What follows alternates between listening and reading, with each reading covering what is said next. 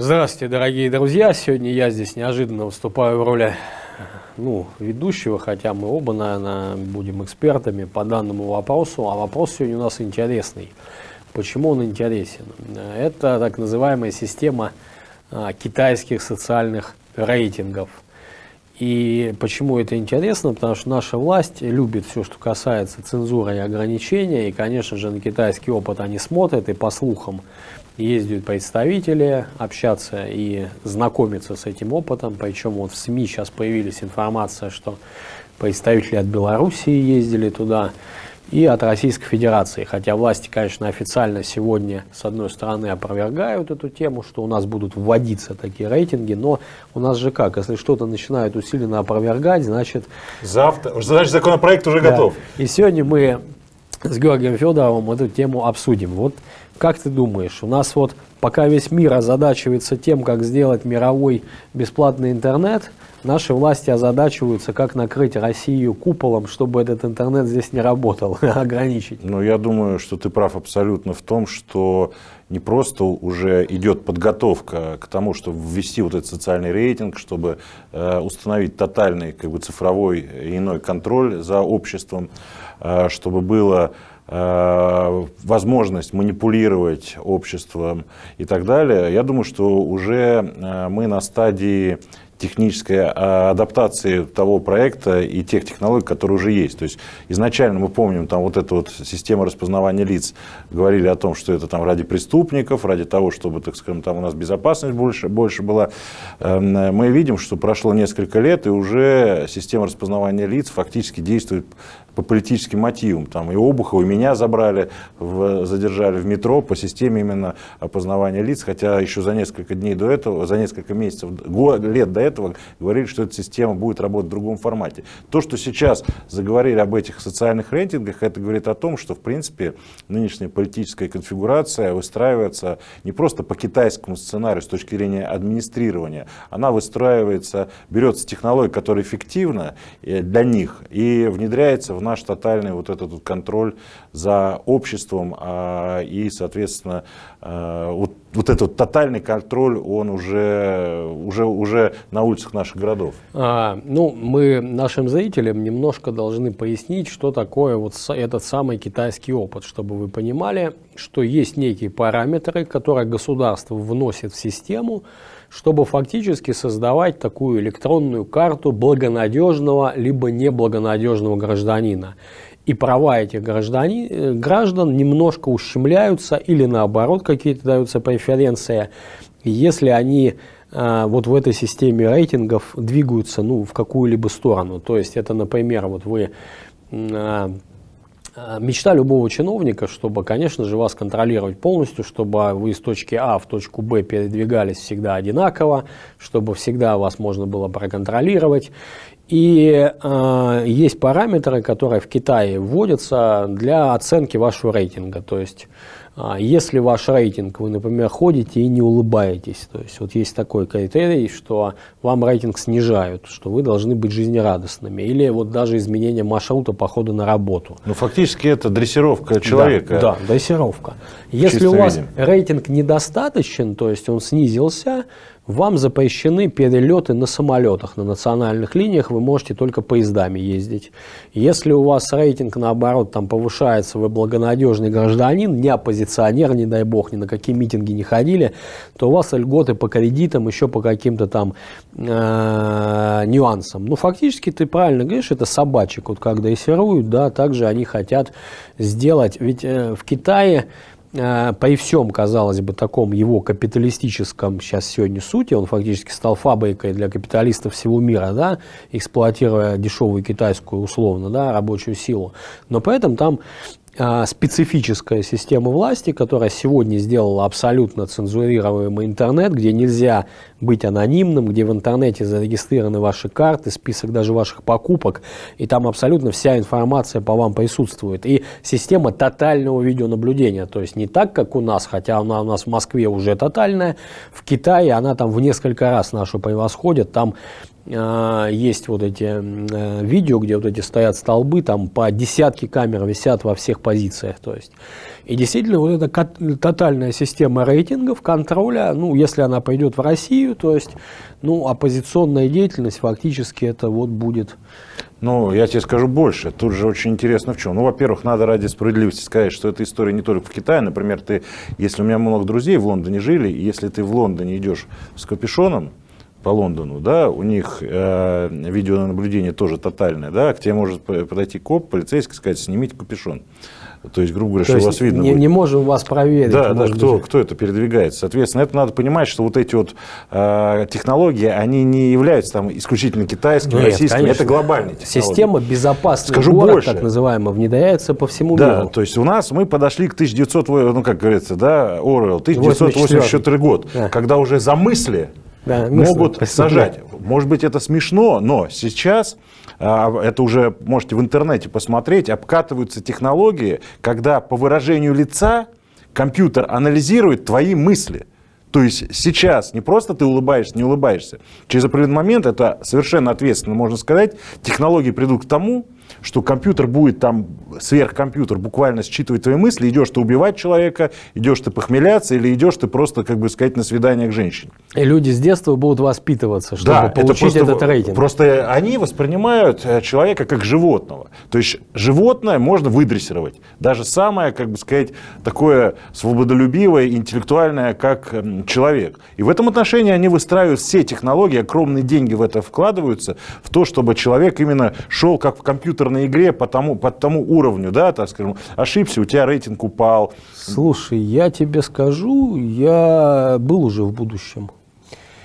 Я жил во Владимирской области в лагере вот по этим технологиям, которые ты рассказываешь, где ходить можно было по одному маршруту, сидеть в одной позе, стоять на одном месте. Жил, было будущее. Да. Я сейчас думаю, ты же описываешь прямо вот Владимирские лагеря. Да, но проблема в том, что вот эти вот технологии и те, кто этими технологиями владеют, они учли опыт. То есть рано или поздно, когда человек видит, идет, что вокруг колючая проволока, есть надзиратель с палкой, да, то рано или поздно этот человек может взбунтоваться. Это, кстати, сейчас уже смотришь вот эти вот фантастические фильмы и думаешь, ё-моё, может быть, это было не просто фантастика, это может быть уже, как бы сказать, планирование будущего. То есть люди владели тем, что будет в будущем. И, Чиполлино читаешь. Чиполлино это вообще крамольная книга, экстремистская, вообще материалы. Чиполино, Носов, «Незнайка на Луне», пожалуйста. Как не запретили. Вообще уже их не показывают. Так вот, я могу сказать так, что, видимо, те технологии глобальные, которые этим делом занимаются и продвигают, они поняли, что контроль должен быть невидимым. То есть, чтобы человек в коем случае не почувствовал вот в быту, что, грубо говоря, над ним большой брат. И я скажу больше, что на самом деле Путин, у него очень такая технологически выстроенная модель. То есть, если посмотреть по бытовым свободам, по бытовым, то есть, грубо говоря, хочешь холодильник такой купи, пожалуйста. Хочешь другой, тебя типа государство не трогает. Да? Он вообще чемпион, потому что таких бытовых свобод, как было, как многие получили при Путине, не было до этого очень много. Или очень давно, вообще никогда не было. Но глобально вот эти бытовые свободы, они разменялись на тотальную свободу личности, свободу человека. То есть человек, имея возможность выбрать компьютер, конституционные ресторан, Конституцию мы знаем, что можно изменить, поэтому конституционные права это такое вообще размытое понятие. Какие сегодня свободы у нас ограничены, если мы разбирать будем? То есть главные конституционные свободы, это у нас свобода избираться и быть избранным. Формально они не ущемлены. Формально. Но через технологии электронного голосования мы видим, что у нас нет уже свободы никакой. У нас формально и митинги, шествия и пикеты уведомительного характера. У нас формально и право на жизнь, на труд, на все. У нас вообще Конституция, все прописано, все свободное. Но на самом деле это именно и есть те свободы, политические свободы, у нас запрет на цензуру есть, это официально как бы, на много еще каких вопросов, где у нас вроде как вот декларируется Смотри, свобода. Как они выстроили. Они же выстроили, там же нету, например, на Первом канале человека, которому приносят согласовывать текст, или на каком-то другом канале государственном. Там есть так называемый называемая самоцензура. То есть, грубо говоря, сверху приходит линия, которая, что можно касаться, чего нельзя. Стоп-листы, вот так называемые, они существуют, но они нет материального подтверждения, что стоп-лист есть. Там, например, Демушкина куда-нибудь не пускать, или Федорова куда-то, или там какого-нибудь Навального и так далее. Но формально же все понимают, что это существует. То есть, грубо говоря, выстроены такие правила игры, когда человек выдрессирован, даже находясь в какой-то структуре. И в этом отношении вот этот китайский опыт, проблема в том, что вот этот китайский опыт, он, если в Китае огромное население со своими национальными, социальными противоречиями и, в принципе, вообще Китай как государство достигло больших социальных, по сравнению с тем, что было раньше, да, так скажем, и каких-то политических вершин она достигнет. Не социальных, то у нас экономических. Экономических. Не, да. ну социальных тоже, потому что у них еще 20 лет назад они мясо не знали, что такое. Не, ну понятно, Да. но в список все равно Да. 100 Так вот, развитых и стран. они стремятся за счет вот этой тотальной диктатуры к лидерству мировому, то наши вот эти технологии, которые у нас внедряются, у нас нет таких амбиций, ну не у нас, а у как бы нашего власти. И они исключительно для того, чтобы удержать ситуацию в том виде, в котором она есть, и то население, и те граждан, которые сейчас есть, выстроить очень и выдрессировать. Вот Да, так. ну, конечно, Китай имеет свои там большие мировые амбиции, он является второй сегодня экономикой мира. А завтра будет первый с претензией на первенство, да, хотя там довольно все-таки от Соединенных Штатов большой у них отрыв, но тем не менее, ладно, это что нам озадачится. Поэтому сам уровень жизни Китая, он недалеко ушел от той же Российской Федерации. То есть там завидовать с точки зрения социальных там каких-то вещей особо нам и нечем. Если мы возьмем еще и сельские районы, они хуже Согласен, намного но, еще живут. но есть проблема одна, что, например, учитывая, там, когда Советский Союз прекратил существование, условно, с 90-го года состояние экономики, социальной сфере, научной советское и состояние 90-го года Китая, это вообще, как бы сказать, небо и земля. Несравнимо. Да, и тот результат с 90 по 2012, 2017, 2021 год, у нас результаты, и у них они просто космические. Это хороший показатель того, как произошло такое странное явление, когда старший брат остановился в развитии. Застрелился. Да. Старший брат прилюдно застрелился. А младший брат стал старшим, да, фактически. Да, То есть, и в то время, когда у нас все разваливалось и расхищалось, Китай выстраивал свою экономическую политику. Причем коммунистический Китай это был, кстати, не вот как раз в том нищем состоянии прозябал. У них формально сейчас он и есть коммунистический, но мы понимаем, что это, он, кстати, второе место в мире по количеству миллиардеров занял, а первое место в мире по социальному расслоению, где 25% там ВВП всего принадлежит 1%. Такого в мире нигде нету. То есть Китай и здесь первое место занял. То есть это же, конечно, не рай с точки зрения социального государства. Видимо, китайская модель, она, так скажем, выстраивалась на тех позициях, что любой миллиардер, мы понимаем, это не самостоятельная фигура. И все его миллиарды в первую очередь работают на глобальную цель. В отличие от наших миллиардеров. Не скажи. У нас сейчас тоже все миллиардеры это друзья с Владимиром Владимировичем Путиным. Но тут, кстати, можно сказать, с точки зрения модели. Независимых миллиардеров у нас нет. Хоть у них там и есть председатель партии, да, но там все-таки коллективное руководство. Ну, да. У нас все-таки более такая иерархическая, индивидуалистическая, монархическая. Отдельную программу мы посвятим, отдельно еще Китаю запишем. Но нас интересует что? Конечно же, нас интересует цензура, потому что у власти есть сегодня абсолютно любой механизм ввести ограничения, там, например, вот по пандемии, которая у нас как бы есть, но как бы нигде официально не объявлена. То есть у нас отменяются все культурно-массовые мероприятия оппозиции и всех несогласных, но при этом проходят все мероприятия, которые нужны, собственно, власти. Да? Поэтому то есть есть возможность ограничивать любые сегодня свободы. И, конечно же, видеонаблюдение, контроль, эти рейтинги. Так еще будет, есть программа еще по голосовому контролю, чтобы еще поставить такие приборы, которые позволят не просто видео, а еще и картинку со звуком писать, для того, чтобы понимать, о чем ты говоришь. То есть, ребята, Оруэлл был прав, 1984 год уже наступил.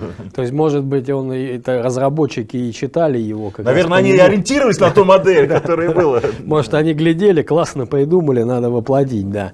На самом деле мы смеемся, но, конечно, эта ситуация для нас грустная. Мы выступаем за свободу, конечно же, мы выступаем за то, что соблюдалась Конституция, за то, чтобы народ, как прописано, у нас был единственным источником власти и суверенитета и мог свою власть осуществлять непосредственно. И, конечно же, вот сегодняшнее это все электронное голосование, контроль личности, все, что с этим связано, мы уходим в такую область, где народ ничего де-факто уже не может, ничего не контролирует, нам предлагают поверить на слово. Я вот все смеялся и думал, а когда отменят вообще эти выборы? А оказалось, зачем их отменять? Можно их сделать просто электронными в телефоне. Вот. И вам просто объявят результат, а вы должны поверить на слово.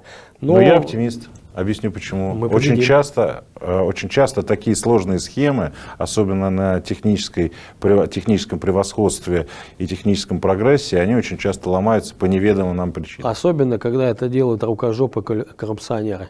Согласен.